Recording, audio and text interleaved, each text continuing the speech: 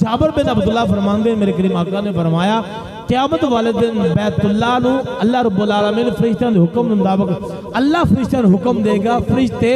رب دے حکم دے مطابق بیت اللہ نو دلہن بنان گے،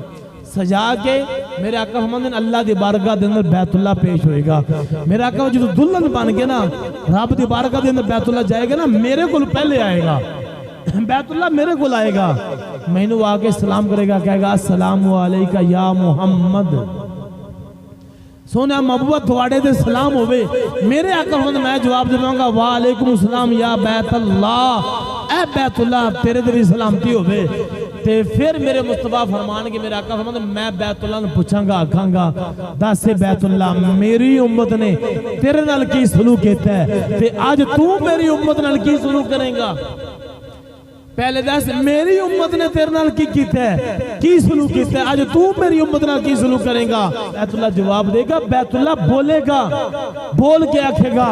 سونے محبوبہ لجپال مہربان نبی جنہاں نے ایمان دے خلاص نال مینوں تکیا تے میرا دیدار کیتا تے میرا طواف کیتا، میری زیارت کیتی، او تا میں جہنم تے نہیں جان دیواں گا، انہاں دی شفاعت میں کراں گا، انہاں نوں میں جہنم دی طرف نہیں جان دیواں گا، او تا ہو گئے میرے۔ سونے محبوبہ جنہاں دے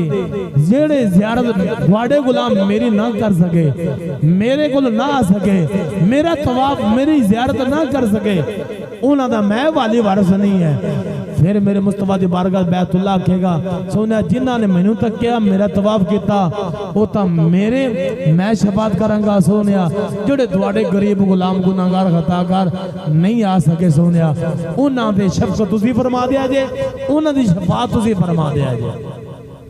پھر میرے کریم آقا جنہاں نو بیت اللہ دے جنہاں طواف کیتا ویکھے ایمان دے نال بیت اللہ انہاں دی شفاعت کرے گا، جڑے جڑے نہ غریب جا سکے انہاں دی پھر میرے مصطفیٰ رؤوف رحیم